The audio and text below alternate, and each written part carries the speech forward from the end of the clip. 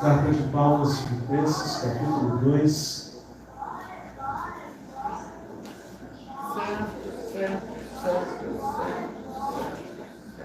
Versículo número 5. Glória a Deus. Carta de Paulo aos Filipenses, capítulo 2, versículo número 5. Quem achou, diga amém. De sorte que haja em vós mesmo sentimento que houve também em Cristo Jesus, que sendo em forma de Deus, não teve por usurpação ser igual a Deus, mas aniquilou-se a si mesmo, tomando a forma de servo, fazendo-se semelhante aos homens, e achado na forma de servo, humilhou-se a si mesmo, sendo obediente até a morte e morte de cruz. Grave bem isso, sendo obediente até a morte e morte de cruz. Se assente, por gentileza, glorificando e exaltando o nome de Jesus, por tamanha oportunidade que nós temos de estar na casa do Senhor, num culto tão importante que é o culto de ceia. Eu peço para você prestar atenção aqui em mim, que em 25 minutos eu entrego aquilo que Deus colocara ao meu coração. Queridos irmãos, nós estamos diante da carta que Paulo endereça aos irmãos na cidade de Filipos, uma pequena colônia romana que foi fundada por Filipe II da Macedônia, ficava ao norte da Grécia e fazia uma região mercantil, onde toda a rota comercial que ligava a Europa e a Ásia transitava pela cidade de Filipos, pela cidade de Anfípolis, pela cidade de Tessalônica, pela cidade de Apolônica e também pela cidade de Bereia. Então essas cidades situavam-se dentro de uma rota comercial. Filipos, sendo uma cidade de colônia romana, era uma cidade com um comércio muito grande, porque estava vinculado ao Império Romano. Importante pontuar que naquele período onde o Império Romano reinou por até 400 anos de domínio, o Império Romano fez o chamado a Pax Romana. O que era isso? Ele pavimentou as ruas, ele pavimentou o comércio, ele deixou uma linguística oficial, que era o grego koiné. Então, eles tinham todo o acesso. E Paulo, como um bom missionário, como um bom estrategista, ele vai chegar à cidade de Filipos por aproximadamente no ano 52 depois de Cristo. Paulo chega com Silas e Timóteo na sua segunda viagem missionária. O apóstolo Paulo, ele sempre tinha uma estratégia. Ele chegava à cidade, à localidade que ele queria anunciar as boas novas de Cristo Jesus, mas primeiro ele ia até a sinagoga dos judeus. Paulo chega em Filipos, vai até a sinagoga para falar acerca das boas novas que foram endereçadas da parte de Cristo Jesus. Só que os judeus ortodoxos não aceitam essa tal de boas novas. Então Paulo tinha uma espécie de plano B. Se na sinagoga não me ouviam, ele ia para onde estava o movimento de homens e de mulheres. E na cidade de Filipos, sendo uma cidade de rota comercial, Paulo vai até a praça da cidade. Chegando na praça da cidade, junto com Silas e Timóteo, Paulo então começa a pregar e anunciar as boas novas de Cristo Jesus. Só que quando ele vai pregar as boas novas de Cristo Jesus, aprove a Deus que naquele momento, naquela hora, chega uma mulher por nome de Lídia, de Tiatira.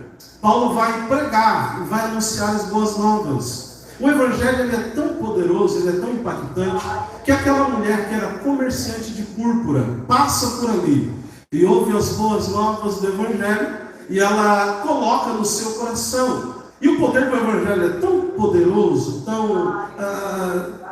ele impacta a vida do ser humano, que a Lídia, ela assenta no seu coração. Ora, não receberam Paulo na sinagoga, receberam Paulo em praça pública, mas eu vou fazer o seguinte: o Evangelho me impactou tanto que ela vai abrir as reuniões na sua casa. Então os irmãos passam a cultuar na casa de Lídia, porque é isso que o poder do Evangelho faz. Ora, se tem alguém que rejeita, tem alguém que aceita. E se tem aquele que aceita, o Evangelho ele é poderoso para impactar as pessoas que estão à volta. Então Lídia abre a porta da sua casa. O Evangelho começa a ser pregado na casa de Lídia, na segunda viagem do apóstolo Paulo. Ora, a carta que Paulo escreve aos Filipos, aos irmãos da cidade de Filipos, é uma carta que é recheada de palavras, de aflições, de carinho, de afeto que o velho apóstolo tem com os irmãos dessa cidade. Eu falei uma terça-feira aqui, eu preguei sobre uma pessoa, sobre um homem chamado Epáfras. Epáfras nada mais é do que o Epafrodito, aquele que foi levar medicamento aonde Paulo estava preso numa prisão domiciliar. Ora, os irmãos na cidade de Filipos vão receber essa carta pela mão de Epafrodito. O Epafrodito que recebe a carta e vai levar para os irmãos da cidade de Filipos. Por quê? Aproximadamente no ano 60, 63, Paulo está preso na prisão, aquela que segue ao seu martírio, a sua morte. Paulo está guardado pela guarda pretoriana, 10.000 soldados, e lá está o velho apóstolo, guardado perto do seu martírio, pela mão do imperador Nero. Mas o apóstolo Paulo, ele tinha uma convicção no seu coração, que tudo aquilo que acontecera com ele, nada mais do que era proveitoso para o avanço do Evangelho de Cristo Jesus. Ele vai falar isso lá no capítulo número 1, versículo número 12. Irmãos, não fique preocupado. Tudo isso que está acontecendo, eu sei que é para avanço do Evangelho de Cristo Jesus. O velho apóstolo preso, próximo de morrer, mas ele tinha capacidade de dizer: tudo isso contribui para o avanço do Evangelho de Cristo Jesus. Por quê? Não há prisão, não há algema, não há cadeia que impeça o avanço do Evangelho de Cristo Jesus. E eu vou abrir o leque e vou falar em alto e bom som. Não há demônio que impeça, não há obra de macumbaria que impeça, não há feitiçaria que impeça o avanço do Evangelho de Cristo Jesus. O apóstolo Paulo então escreve a carta para os irmãos, cheio de afeto, porque os irmãos reuniram uma oferta generosa e levaram para o velho apóstolo na mão do Epafrodito. Então Paulo vai endereçar essa carta e ele vai demonstrar o seu afeto, o seu carinho. Só que nessa carta, irmãos, não está evidenciado no capítulo número 2, mas no capítulo número 4 está evidenciado que há uma briga interna dentro da congregação da cidade de Filipos. Duas diaconisas estavam brigando, a mulher chamada Evódia e a mulher chamada Síntique.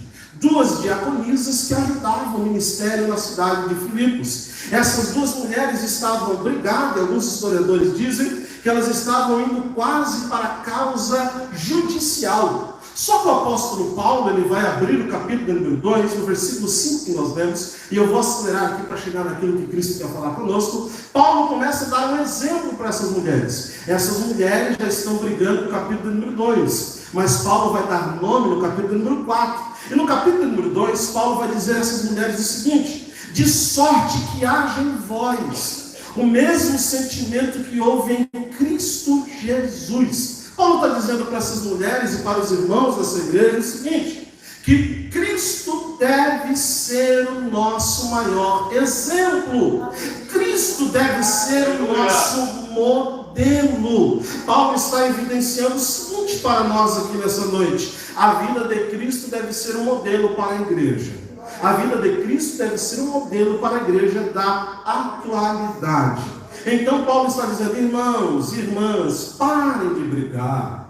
Olha, o sentimento que houve em Cristo Jesus. E eu peço que vocês tenham também esse mesmo sentimento. E Paulo começa a explanar e a dizer o que era esse sentimento. Aí Paulo começa a evidenciar diante de nós esse sentimento que muito nos alegra. Paulo vai dizer o seguinte: de sorte que haja em vós o mesmo sentimento que houve também em Cristo Jesus. Olha o que Paulo diz: que sendo em forma de Deus, não teve por usurpação ser igual a Deus. Irmãos, se Cristo não é o nosso maior exemplo, a nossa fé é estéril, a nossa fé é raquítica, não há crescimento, não há desenvolvimento, porque Cristo é o nosso maior exemplo.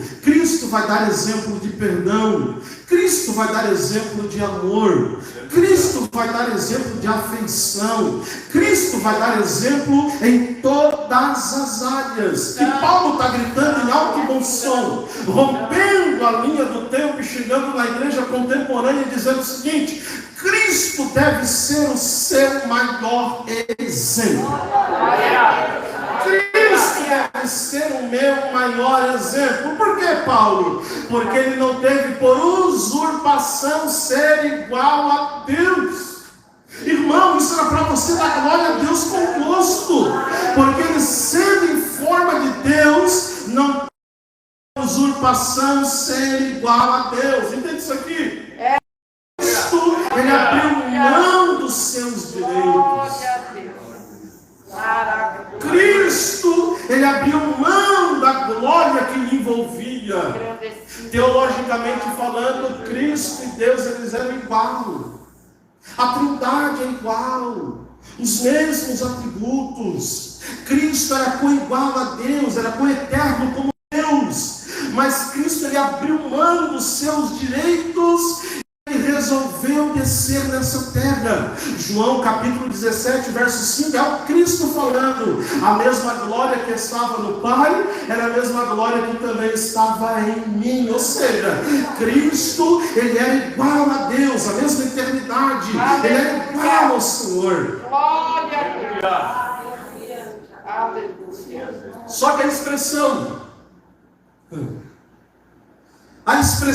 que o velho apóstolo usa no versículo 6, que sendo em forma de Deus, ou subsistindo em forma de Deus, essa palavra subsistindo é um verbo grego que é hiparken, que quer dizer o seguinte: o mesmo poder, a mesma essência que estava em Deus, também estava em Cristo. Então Paulo começa dizendo para esses irmãos, de forma inalterável, o Cristo em essência é igual a Deus, e ele abriu mão dos seus direitos. E Paulo vai utilizar outro verbo grego dizendo usurpação. Não teve por usurpação ser igual a Deus, ou seja, Cristo não levou em conta a sua igualdade para com Cristo Jesus, para reter como de maneira egoísta.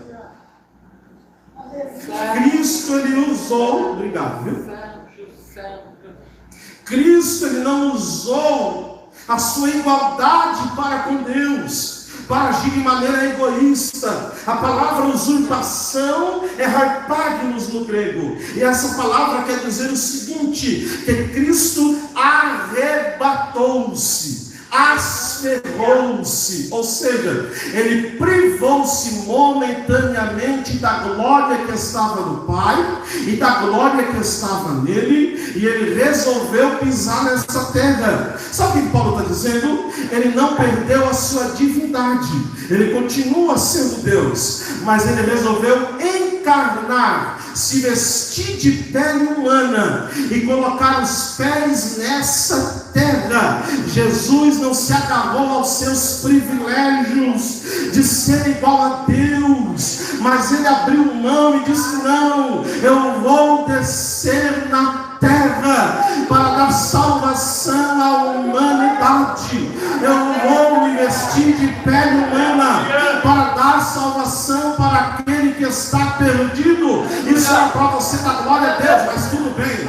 Jesus e Paulo está dizendo o seguinte: ele era igual a Deus, mas ele abriu mão dos seus privilégios, se vestiu de pele humana e ele resolveu pisar nessa terra. Olha o versículo 7, eu estou acelerando aqui para chegar naquilo que Cristo quer. Mas aniquilou-se a si mesmo.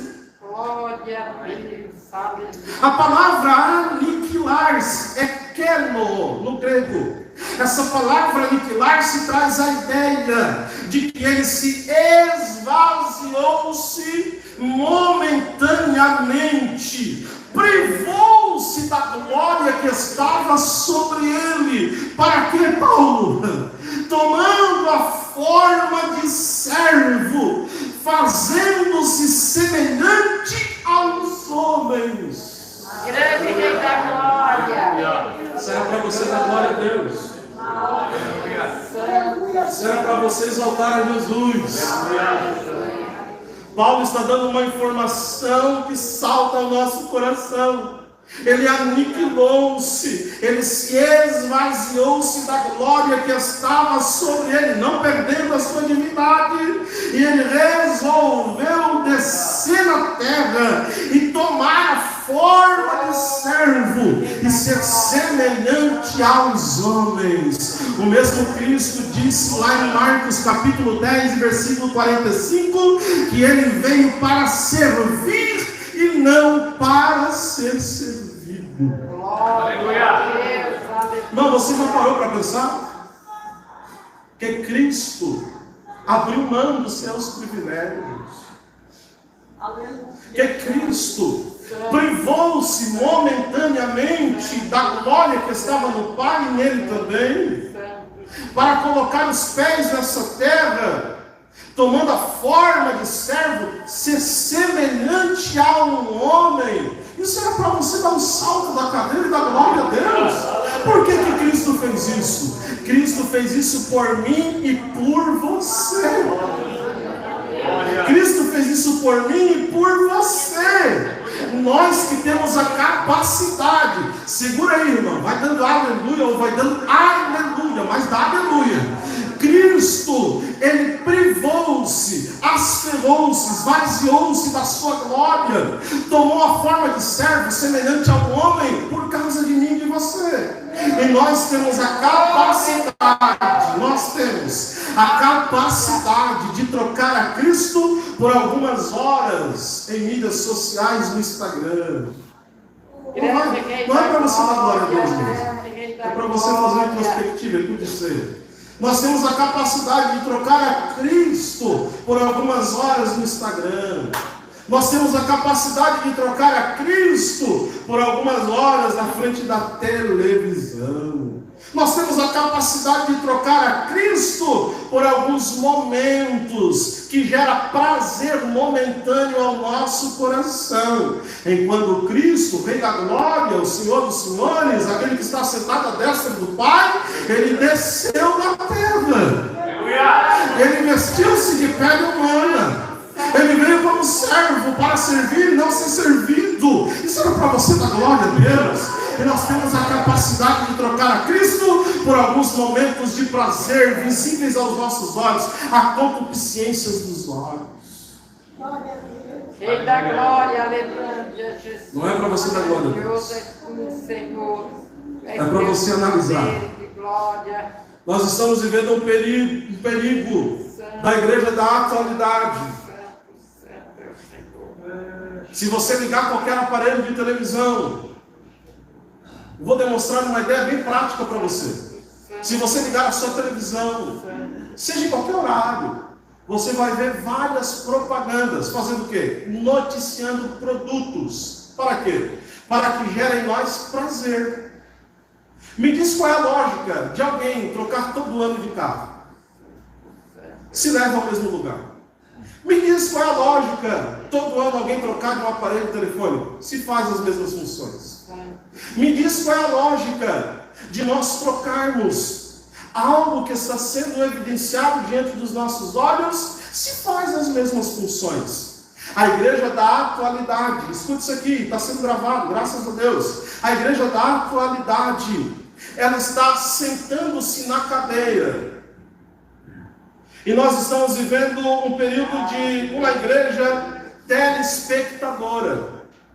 Nós estamos tão acostumados com essa ideia de gerar prazer, gerar prazer. Eu vou comprar um carro novo para gerar prazer. Eu vou comprar um celular novo para gerar prazer. Eu vou comprar um celular novo para gerar prazer. Eu esteja na atualidade. E isso está chegando com um perigo na nossa igreja. Sabe por quê? Hoje nós chegamos diante das mídias sociais. E eu vou olhar o cartaz. Quem é que vai pregar? Quem é que vai cantar?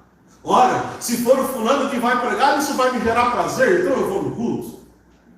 Ora, se é o fulano que vai cantar, eu vou no culto porque vai me gerar prazer. E isso está chegando perigosamente no seio da igreja. Nós agora escolhemos culto para estar na igreja.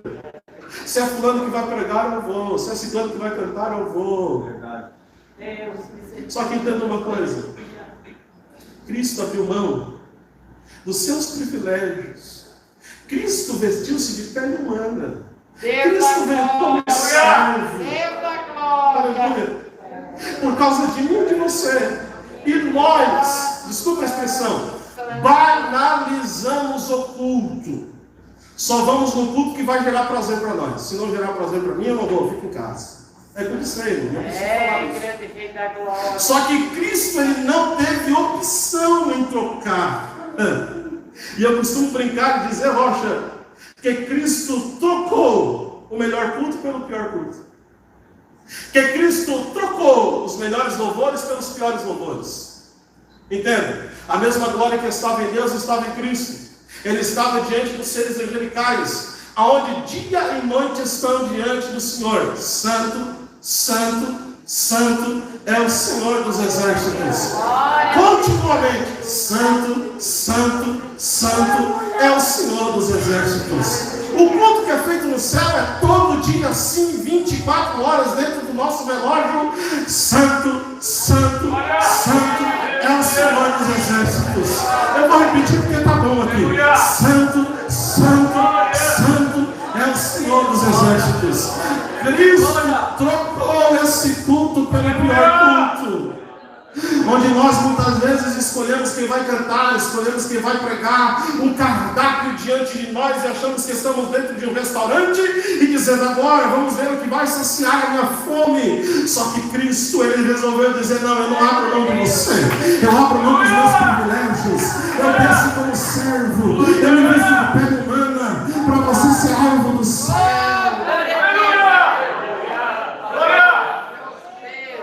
Não é para você adorar a Deus, é para você fazer uma retrospectiva. O que está acontecendo com nós? O que está acontecendo com a igreja da atualidade? O que está acontecendo com a igreja brasileira? Não só em Araranguá, mas a igreja na totalidade. O que está acontecendo? Fazemos eventos espalhafatosos para atrair as pessoas. E não precisa disso, porque Cristo é a maior atração. A vitória que nos foi dada na cruz do Calvário continua sendo a maior atração.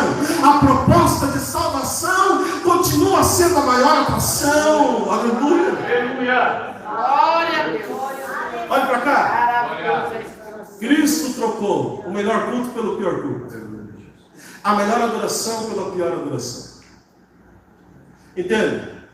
Não tem que existir fiscal de culto. Mas nos dias de hoje tem. Misericórdia. Né? Fiscal de culto. Vice a irmã desafiou. Vice fulano, meu Deus, não foi fiel à exegese do texto. Vice fulano cometeu um erro gramatical. Fiscais do culto. Deixa eu dizer algo para você. O culto nunca foi para mim e para você. E nunca será para mim e para você. Ainda continua sendo. Se você não dá glória, é muito estranho. Ainda continua sendo para aquele que se vestiu de pele humana, para aquele que desceu em forma de servo e veio para servir e não ser servido. Isso era para você dar glória. Aleluia! Eu tinha muita coisa para falar, mas segura. Versículo número 8. E aqui eu encerro.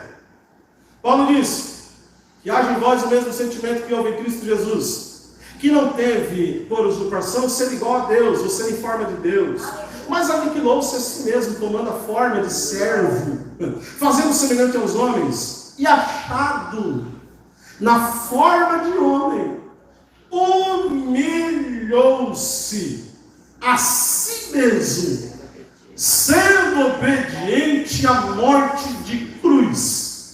Sendo obediente à morte. E Paulo ênfase ainda. A morte de cruz. Achado na forma de homem. Ele se humilha. Ele se sacrifica. Aleluia. E é obediente até a morte de cruz. E aqui eu encerro. A cruz traz 3 aspectos. E você tem que dar glória a Deus convosco. Primeiro aspecto da cruz, entenda, Paulo está dando ênfase, ele foi obediente até a morte, e Paulo diz, e morte de cruz, hein? A cruz traz 3 aspectos. Primeiro, a cruz era dolorosa demais. Quem morria naquele período, apendurado no madeiro, vivia as horas agonizantes, asfixiado. Os judeus da época, eles diziam entre eles, quem morre em morte de cruz, morre 1000 vezes. Tamanha dor. Mas Cristo morreu e foi obediente até a morte. Aleluia. E morte de cruz.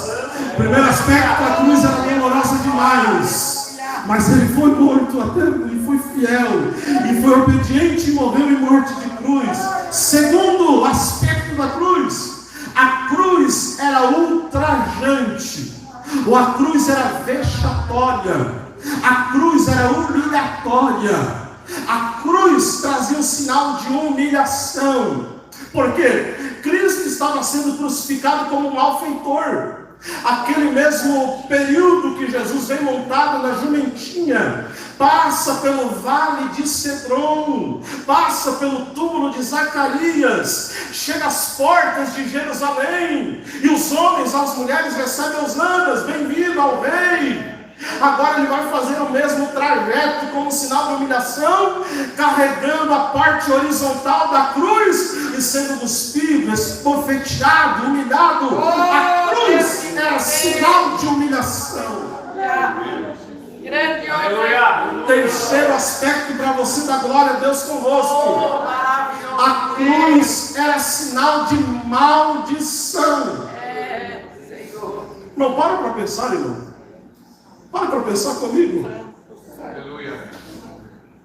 Ele foi morto em morte de cruz, que era dolorosa demais. Ele foi morto em morte de cruz, que era humilhatória demais. Só que a cruz era sinal de maldição. Era maldito morrer no madeiro. Deuteronômio capítulo 21, versículo 23. Maldito o homem que morre apendurado no madeiro. Maldito o homem que morre apendurado no madeiro. Mas aí vem a graça. Se você não dá glória a Deus. Mas aí vem a graça. Aí vem Paulo escrevendo e dizendo, olha, lá em Gálatas capítulo 13, versículo 13. Mas ele, quem? Cristo Jesus, tornou-se maldição por nós. Tornou-se maldição por nós. Isso era para você dar glória a Deus conosco. A cruz não era para ele, a cruz era para mim, a cruz era para você. Mas ele disse, eu enfrento as dores da cruz, eu aguento as pancadas da cruz, eu aguento a humilhação da cruz, eu aguento passar pela via dolorosa por causa de você, eu aguento ser chamado de maldição por causa de você, para que hoje eu e você estejamos sentados nessa cadeira confortável, com a igreja climatizada, com o som ambiente, e nós podemos dar glória a Deus, porque ele foi morto em morte de cruz e foi obediente até essa morte. Era para você dar glória a Deus.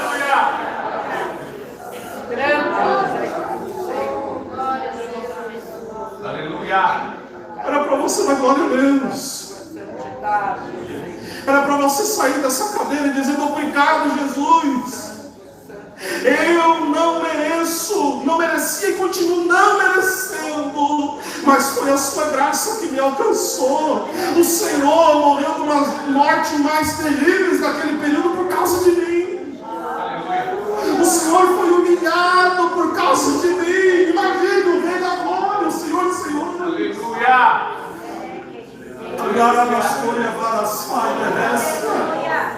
Ele tornou-se maldição por causa de mim. Eu carrego o fardo da cruz para que hoje eu e você, glória, quando chegarmos naquele dia diante do nosso Senhor, Ele olhar bem para os nossos olhos e dizer: vinde benditos do meu Pai, para as nações que estão preparadas desde a fundação dos séculos. Isso é motivo para você dar glória a Deus. Isso é motivo para você dar um salto da sua cadeira e pelo menos dizer: obrigado, Jesus. Eu não merecia, mas a tua graça me alcançou. Aleluia. Namaste, Varasca. Dagrio Varasca, Tamura vai assar. Agora ele não merecia, mas ele levou a cruz. Ele não merecia, mas ele foi humilhado. Ele não merecia, levou o sinônimo, o nome de malfeitor por causa de mim e de você. Queria mais tempo para pregar, mas tudo bem, fique de pé em nome de Jesus. Aleluia. Grandioso é tu, papai. Aleluia.